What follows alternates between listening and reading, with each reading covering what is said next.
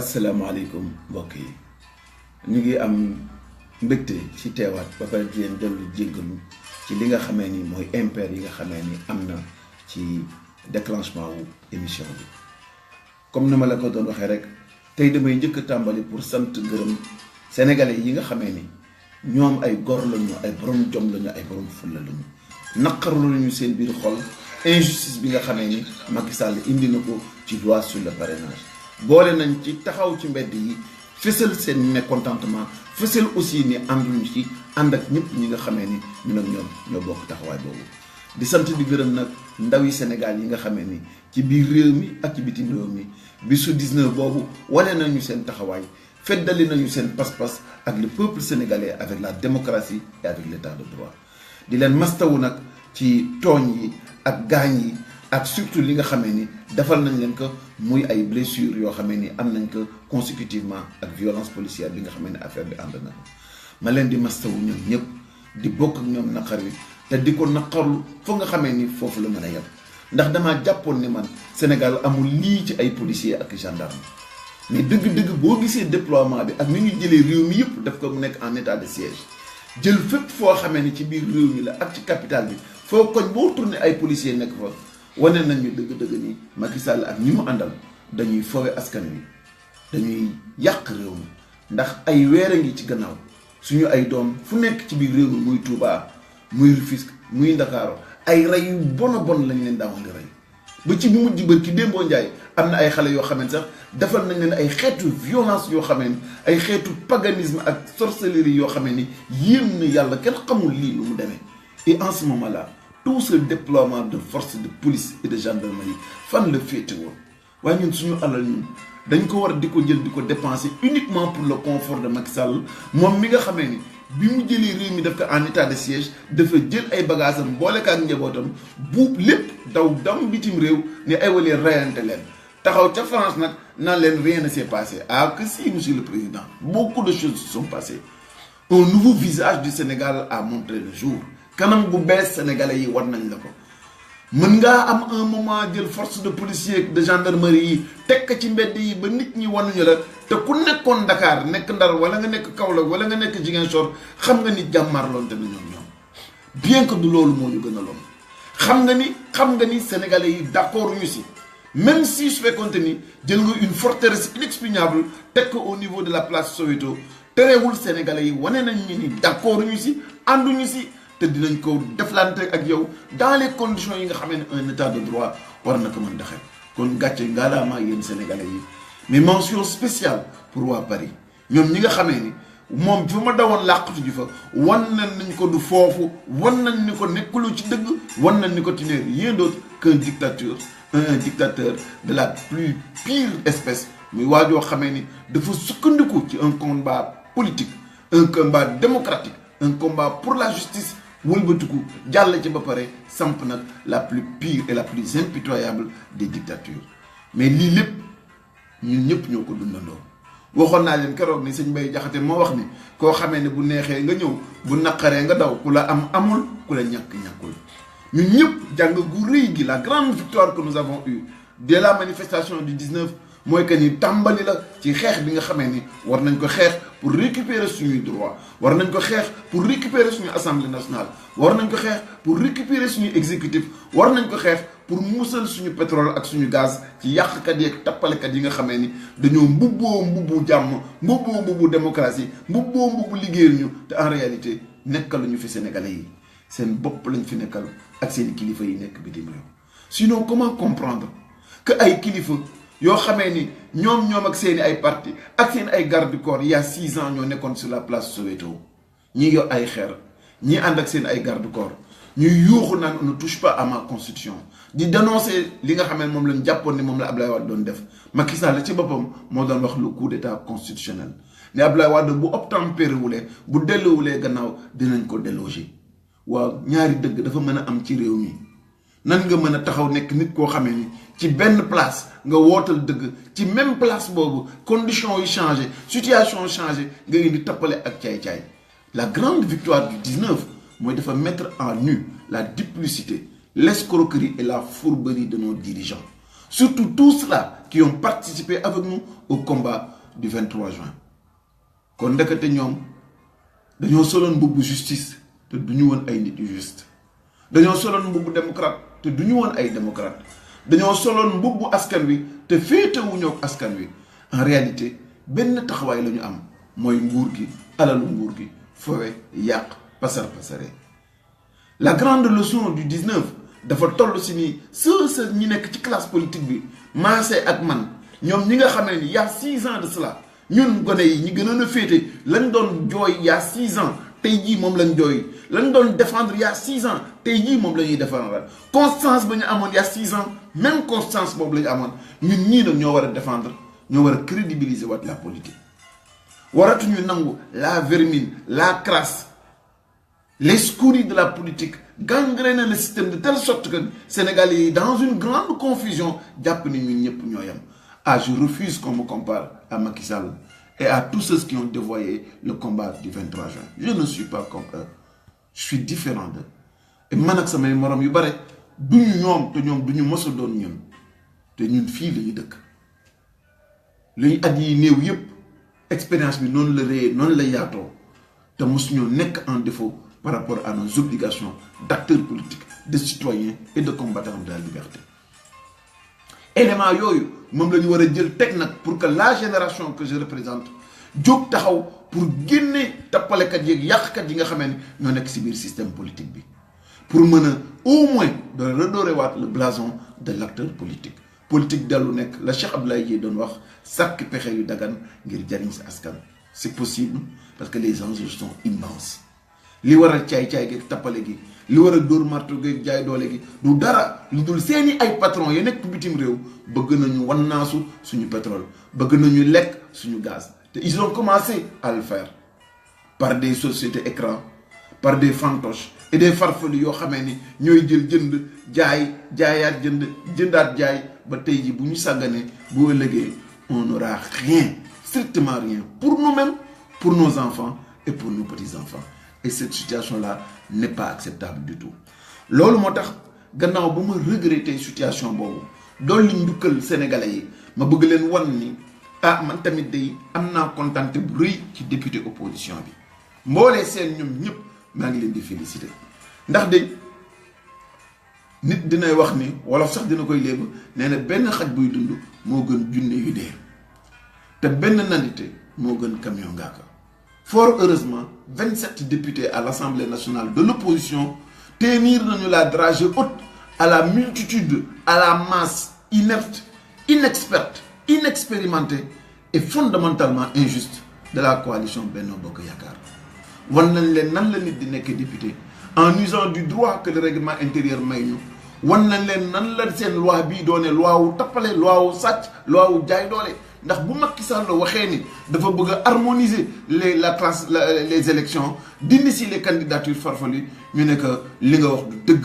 li nga wax teguwul fenn parce que c'est toi la source du mal. Pour les élections locales comme pour les législatives moom Macky Sall rek compte tenu du système électoral moo am sañ-sañ pour jël ay candidatures fantoches fay ay nit may leen xaalis may leen caution indi leen ci élection locale yi indi leen ci législative yi parce que foofu système raw gàddu moo fa nekk boo ëppalee nit benn carte di nga jël di nga jël scrutin majoritaire bi boo ëppalee nit benn carte da ngay gob bi départemental. kon bi mu amee intérêt ci indi ay naaxu candidature élection législative bu daan di bare ba bare 10-15 candidatures lay doon bu yeggee 47 c'est que Macky Sall moo si dugal loxoom. am na ku taxaw ci rajo bi woo benn nawleem ni ko jox na ma 500 millions pour que ñu dem ci candidat yi dañuy gagné am na keneen koo xamee biñ ko gagné amul dara dafa taxaw wax ni man de kontaan naa ndax samay xarit gagné nañu mooy Macky Sall ak ñi mu àndal waaw yow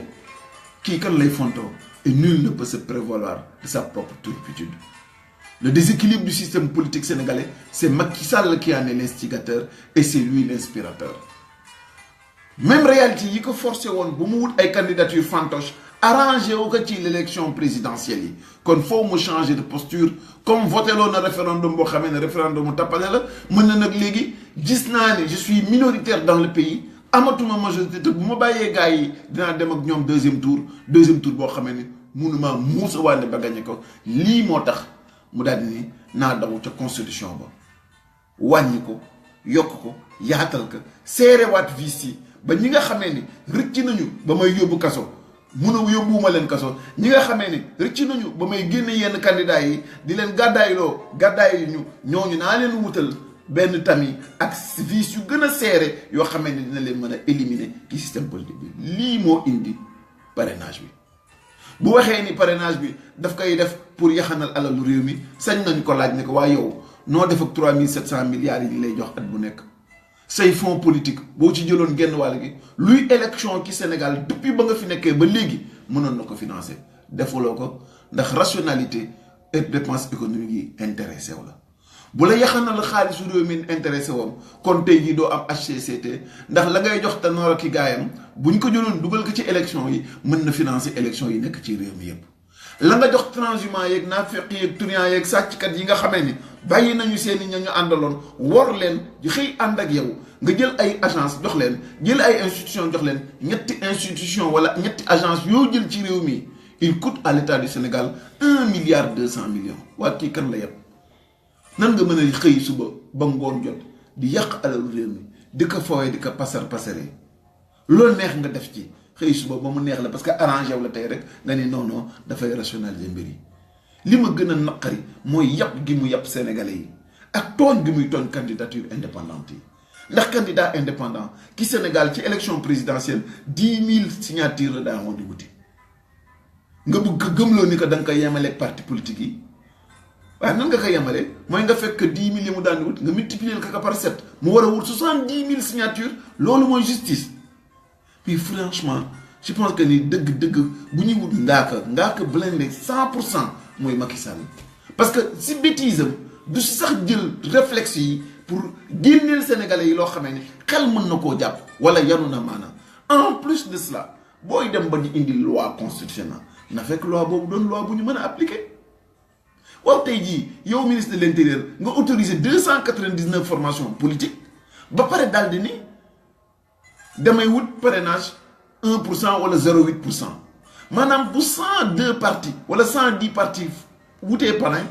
beneen parti yi ca des yëpp kenn dootul mën a am parrain candidature indépendante du mën a am parrain waaw loi yu mel noonu franchement la bêtise vraiment fii moom c'est le summum bi ay limites yi muy atteindre kenn mënu koo comprendre et c'est ça le problème. parce que li ci gën a metti mooy sama gars yi lii muy def nii adduna yëpp dañ koy interpréter chancellerie yëpp dañ koy interpréter citoyen yeneen réew yëpp dañ koy interpréter bu ma gisee ivoirien xam naa dina ree ba kekku bu ma gisee mauritanien dina ree ba kekku naan regardez-moi ces góor gi laa tappalekat yu mag yi fii lañ doon jaay nit ñi naan ñoom ñooy démocratie vitrine démocratique duñu nitu dara ay fen rek lañ fi nekk gëmuñu dara regardez ce qu'ils sont en train de faire. C'est pire que dans la plus pire des dictatures. waaye ñun dañuy nekk suñu réew un parmi nous et qui n'est pas le plus méritant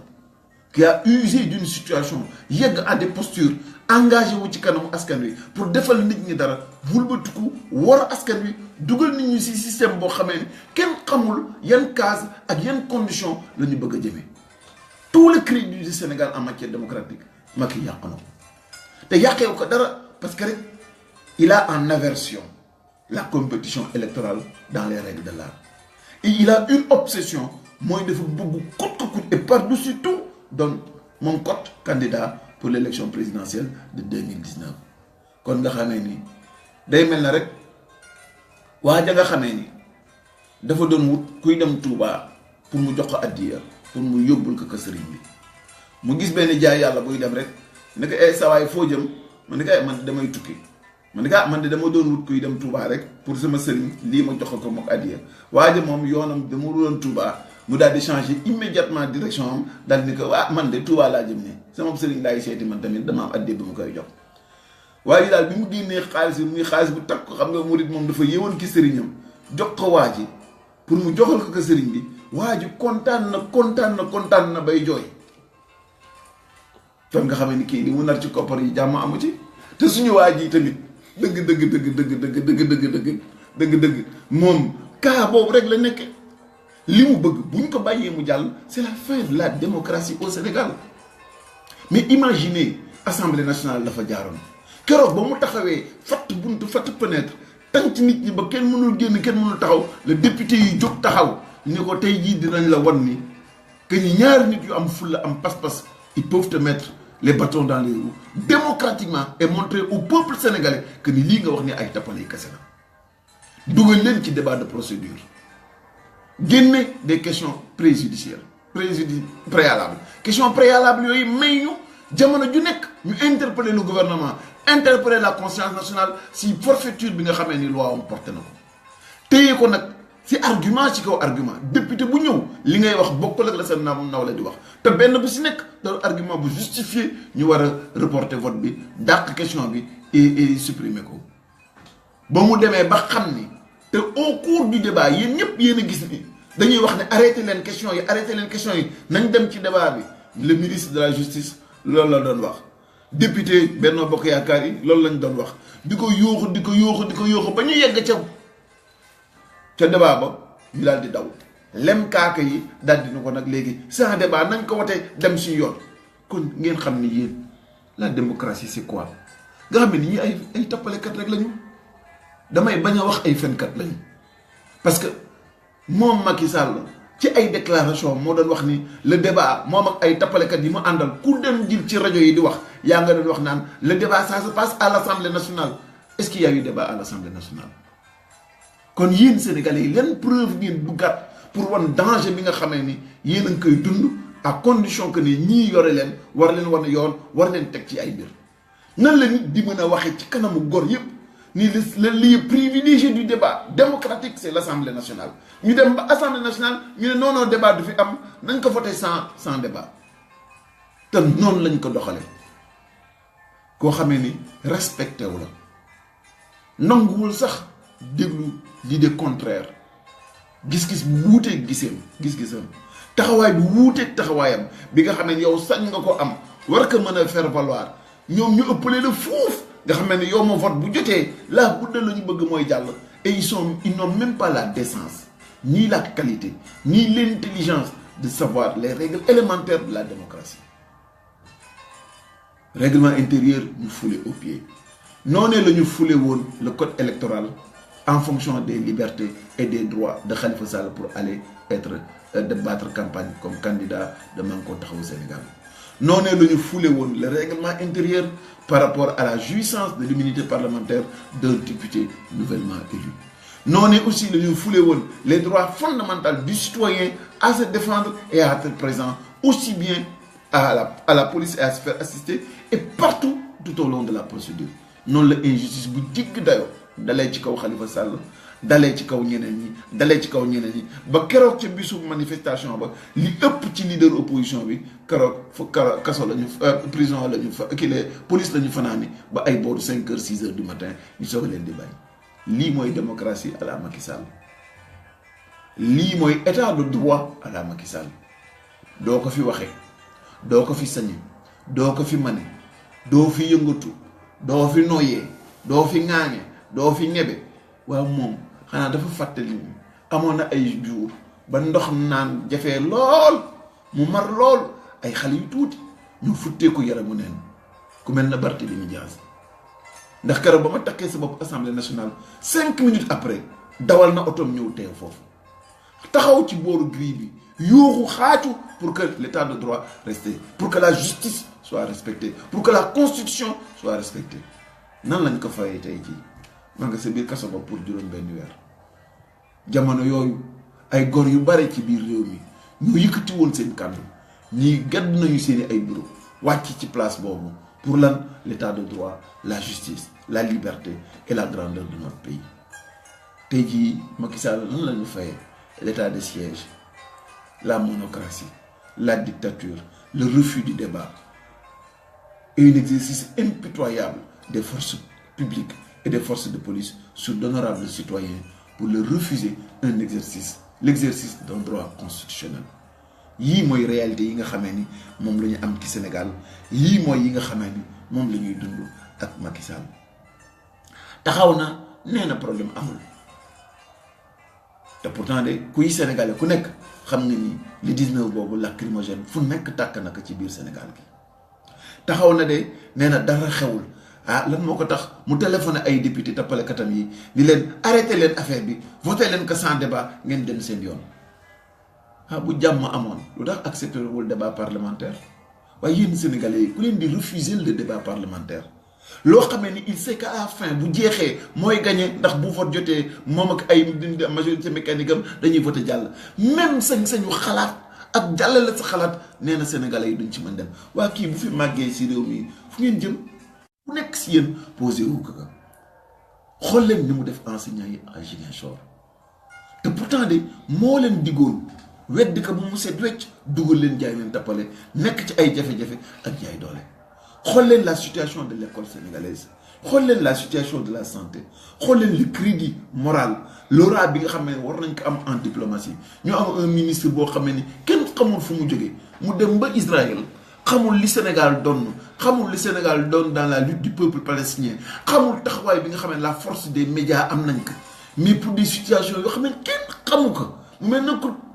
xamee ni da nga yeewu ak sa ay laas ñu yóbbule ci benn place nga jël sa mbaxane juif takk taxaw ak naan da ngay miime loo xamee ni gëmuloo xanaa bala ngaa julli jàmbur nga xam law lan lañ fay wax ak lan lañ fay taxawee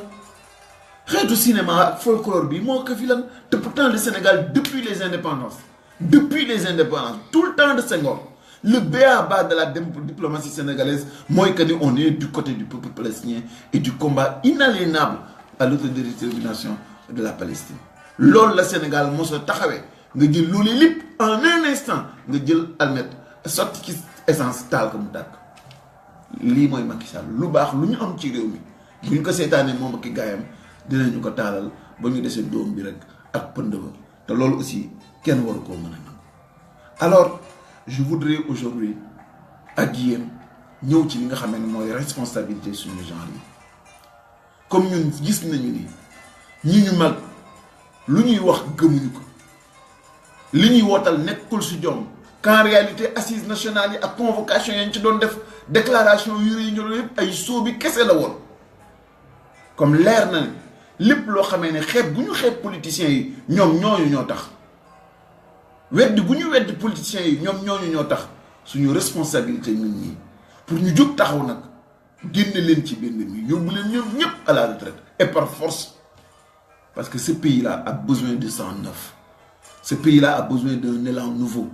réew mi dafa soxla ay taxawaay yu bees ay pas-pas yu bees ay engagement yu bees yoo xamee ni moo war a redorer le blason de la classe politique redorer le blason de nos élites ndax yàq gi yaatu na ba nga xamee ni élite ci société civile bi li ci ëpp corrompre nañ leen élite ci société religieuse bi li ci ëpp corrompre nañ leen élite ci yeneen société yëpp corrompre nañ leen ba li nga xamee ni sax mooy le quatrième pouvoir de la presse gis nañu ñu ci ëpp si ñoom jënd nañ leen ba tey jii fort heureusement et fort à propos alhamdulilah bi fi yonentu Facebook nekkee ak bu Twitter nga xamee ni moo ñuy permettre sans filtre ñu mën a yegg si yéen waxtaan ak yéen partager ngeen li nga xamee ni mënuñu ci koo am même si média d'état yi boo gisee duplicité bi ñu àndal la veille du vote ñu mën a wootal à la RTS débat boo xamee ni ñoom yi neen la taxaw ci seen plateau lu leen neex wax teg ay tappale ak ay fen yu wér benn juste rek pour créer l'illusion assombrir la réflexion des gens perturber les gens dans leur calme et leur esprit de détermination et leur engagement citoyen voici le défi bi ñuy dund ñun nag affaire bi day soogay tàmbali ndax député yi ak opposition bi fas yéene nañu ko jàllale aussi bien au niveau du conseil constitutionnel que de la cour suprême génn réew mi dem CEDEAO dem organisme sous-régionaux yi dem Union africaine jàll sax ba Nations Unies pour que ñépp xam caay-caay gi ak jaay doole gi nga xamee ni moo lëmbee Sénégal ci jamono yi te kenn rek indi ko fi muy Macky Sall ak bëgg gu mu tegul fenn boo xamee ne dina jàll ci élection yi te du ànd ak ay concurrent lu dul rek concurrent ya nga xamee ni moom la tànnal boppam lii mooy taxawaay bi ma bëggoon nag lii di recours ndax am na ay jamono gis nañu chaque fois bu ñu defee recours ci conseil constitutionnel ñoom ñooñu nga xamee ni dañ leen fay lu xaw a toll ci 5 millions ñu lamb ko seen biir poste Macky fayu leen ko sénégalais yi moo leen di jox seen alal jox leen seen alal pour en dernier ressort ñu arbitrer jafe-jafe yu dox ci diggante classe politique bi jafe-jafe yu dox ci biir askan wi ñu seet ak réew mi nañ ñu fàttali ko ni ay borom yi njaboot lañu te xam nañ ni leen la leen daawoon di may bu njëkk ñu nekk kumpa nga xamee ne da ngay dugal këyit ñu delloo la këyit rek mu jeex ñu nekk seen biir lu Macky wax ñu defal ko nu mu bëggee tërale élection yi ñu tëral ko candidat bu jaaduwul ñu acceptel ko candidat bu baax bu nekk bu mu bëgg génne ñu génneel ko man leen loolu nag dootu fi amati ci réew mi non seulement dinañu déposer suñu recours mais dinañu fexe ba sénégalais yépp xam benn par benn ñoom ñooñu ñooy ñan seen parcours lan la seen taxawaay lan la seen jëf lan la pour que ñu xam ne ñu ngi seen bët tax ñu ngi jël suñuy bët 14 millions de sénégalais ba 15 yu ñu doon ñëpp teg leen bët pour que nag ñu xam nag tey jii comme caay-caay leer na naññ ni débat amul assemblée nationale caay-caay bi leer na naññ ni loi bi ce n'est pas une loi applicable caay-caay ji leer na naññ ni buñ ci doon wut justice amu si jaay doole si nekk buñ dee wut yamale amu si ndax candidature indépendante 10 000 voix nga ko doon laaj tey jii 70 000 voix nga koy laaj buñ dee wut yamale amu ci ndax bis bu ñu parrainé ba pare dina mën a am 2 millions de parrains yoo xam ne wir na que ni kenn du ko ci voter te moom ak ministère de l'intérieur ak waa ñi yore fichier bi bu leen neexee dañuy jël kenn ku nekk centre de vote ba ngay voté duñu la ko génne de boo doon nekkoon bureau 1 ñu yóbbu la bureau 4 boo nekkoon bureau 4 ñu yóbbu la bureau 5 boo nekkoon bureau 5 ñu yóbbu la bureau 2 bu ko defee boo jaaree sa bureau 5 ba xaar ba midi jot gisoo fa sa bopp nga daal di wëlbati ko dem sa beneen bureau boo fa toogee gisoo fa sa bopp da ngay daal di jël sa carte ñibbi buñ ci éliminer genn wàll gi wala le quart rek da leen daal di mën a permettre ñoom ñu am li ñu bëgg te duñ ci sonn lii moo tax ñu bañ loi sur le parrainage parce que ab caay-caay la rek bu gën a bon li nga xamee ni moom la fi mos a indi ma fàttali leen ko jëfi Macky yi bu njëkk bi war sénégalais yi ni dinaa wàññi sama mandat defu ko ñaareel ba dugal ñu référendum boo xamee ni moo tànn ay couleur am tànnal opposition bi couleur am jënd journaliste yi ci ëpp ay boromi télévision yi ki moo lépp di yoon Bakka Seck di ma dàgg di góor ga sa mbeeraay wëlbatiku dugal ñu carte électeur boo xamee ni ba fi tey jii 2 millions de sénégalais ñu ngi wut seen carte mënuñu koo am ba ca tegu mooy ñi nga xamee ni taxaw nañu feseen seen candidature ñii bu leen yóbbuwulee kaso ñeneen ñi génne na leen réew mi ñeneen ñi wutal na leen ay fitna wutal na leen lu leen di topp ba tey jii talatuñu seen bopp ñu ne déet na waaye mu daal di indi lii nga xamee ni mooy élection législative yi fay ay nit wutal leen xaalis jox leen ay caution ñu bare na lam tasar ci biir élection yi fu daan nekk 15 ñu nekk fa 47 ndax buggul woon kenn digg kenn buggul woon kenn taxaw kenn la son si opposition ba nekkoon ci rajo yeeg télévision yi mu jënd ñëpp occupé espace médiatique bi def la mu doon def lii moo tax avec moins de 49% mu mën a am l'ultra majorité au niveau de l'Assemblée nationale bu leen caay-caay yooyu doyulee yépp bi ci mujj mooy muy indi parrainage bi muy dernier filtre bi dernier vice bi nga xam ne bu ko visé ñu rëccoon ca xeex yu njëkk yépp dina leen am ci bii paa bu ko defee bu bis ba jotee moom ak Farba Ngom ak grand Mbaye Ndiaye rek ñooy des ci campagne bi daw campagne bu neex waaye bu boobaa bu demoon bay nekk sénégalais wote leen Farba Ngom ndax moo ko ëpp fulla moo ko ëpp fayda ndax président boo xamee ne amul fit du gor du jullit maa ko wax man Cheikh Bamba Dièye du gor du jullit ndax gor arab dafa ne al xurru xurru maa lam yatakallam ñu ne ko loolu mooy lan moo ne ko gore na te waxagul xaw ma nag bu waxee nan la war a def jullite bi gën a néew mooy bañ fen ndax Sëñ Tuubaa moo ni bàyyi fen moo gën jàng alxuraan kilifa goo xamee nag loo wax sa nawle loo wax sa ñoñ loo wax sa réew ay kàcc kese lay doon loo dikkeek ñoom nax leen ba ci enseignant yi ba ci syndicat yi loo leen mos a yóbbu ay tappaleeki triandage dong lay doon crédit bu loo ci dara amuloo benn notoriété bu njëkk jamono yi Senghor réew mu tuuti bu président bu génnee ca xam-xam ba ca dayo ga day daal di ëmb ñëpp Afrique yëpp di ko xool tey jii moom Macky Sall barki Dembo Ndiaye la dem France boo seetee reportage bi ci TV5 def dañoo waxal Ouattara ba mu jeex tàkk dernière seconde ñu may ko si muy pokos bu tuuti muy wóor ni que ni moom tekkiwul dara te li gën a bon mooy non seulement tekkiwul dara fu mu war a tekkee mais fi mu waroon a ñëw am woyefte am humilité am souci de bien faire am clairvoyance pour dimbali sénégalais yi foofu lay ñëw di fuuyu di jaay doole di yàq ak di fonto nit ñi te loolu sénégalais bu nekk daf ko war a xam je dis et je répète que le combat ne vient que commencer recours yi nag dinañ ko déposer fañ koy déposer ñooñu tamit nañu xam ni askan wi yëpp mi ngi jël seen bët tekk si ñoom te du ñu mës a nangu nag bii paa du ñu mës a nangu fa mu daan jaar démb ak bërki démb nga xam ne dañuy làqu ci seen biir ñu jox leen ba ñu seen biir yi fees dell sol seen gémmiñ ba mu junki bañ taxaw li ñu mag mu dem biir kay parce qu'ils ont l'impression simplement que ni kenn xamu leen bii paa nag ça ne se passera pas comme ça parce que tout le monde vous connaîtra et tout le monde sera là pour veiller à ce que cette fois-ci que les choses ne se passent plus comme par le passé maa ngi sant ñëpp di gërëm sénégalais yëpp léegi nag ñu ngi jëm ci wàllu parrainage bi ngeen parrainé leen seen ngor tax seen fulla tax seen fayda tax te ngeen éviter parce que partout dans le pays si biir réseaux sociaux yi ñu ngi wane ni ñoom ñu ngi ñëw ci biir askan wi ñu ngi jëndee 3000 francs 5000 francs 10 000 francs ay parrainage ñu ngi jaar ci bourse familiale yi ñu ngi jaar ci li nga xam ne mooy àlal réew mi lu nekk ñu ngi koy utiliser mbott bu nekk ñu ngi jël même à votre insu seeni ay données personnelles jël seeni carte d'identité di ko enregistrer ndax c'est un gouvernement d'escrocs avec un pour mode de gouvernance l'escroquerie l'iniquité l'injustice et le jaay doole te loolu ku nekk si yéen daf ko war a def ndax lii musal réew mi du sama combat man kot du combat classe politique bi kot du combat kenn suñu combat la ñun ñëpp ñoo war a engagé ndoo jógandoo taxaw toujours dama leen di wax ni ñetti mbir a ngi nii buñ ci d'accordoon Sénégal daal di jëm sa kanam bu sëriñ bi d'accordoon ni ànd ak syndicaliste bi ànd ak acteur politique bi ni ñetti vérité ngi nii yoo xamee ni ñun ñëpp dinañ ko masti ko fas yéene jëfee mooy que ni bépp kilifa boo xamee ni dafa fen ci say fonction dinañ la folli doomu ko mën a doon te buñ lay folli kenn du taxaw pour jàppaleel du sëriñ bi du syndicat bi du parti politique yi ñaareel ba du ñu joxati benn poste de responsabilité nit te amul capacité yi amul justification bi amul xam-xam bi fu ñu ko fi mosee jox nit ñun ñëppay àndandoo sëriñ bi syndicat bi société civile bi ak parti politique yi ñu dindi ko ñetteel bi mooy ku fi wàcc yoon doomu koo mën a doon ñu tegaat la si yoon te bu ñu lay teg si yoon kenn du la fa ñëw di wallu 3 vérités essentielles pour reconsidérer notre pays et le mettre en ordre. Nous avons besoin de discipline de rigueur dañoo soxla dëgg dañoo soxla teg mbir yi si yoon dañoo soxla bàyyi maslaa bi bàyyi naafeq gi bàyyi tappale gi bàyyi sàcc gi bàyyi truandage bi ñetti dëgg ku fen ci say responsabilité ñu folli la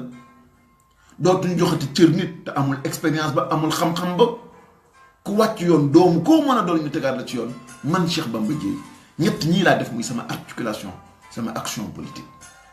ak sama participation citoyenne ci lii nga xam ne mooy tabax boo xam ne ñëpp dañ ko war a ànd pour tabax suñu Sénégal maa ngi leen di gërëm di leen sant di leen jox rendez-vous beneen yoon incha allah jërë ngeen jëf asalaamaaleykum wa rahmatullahi taala wa barakaatuhu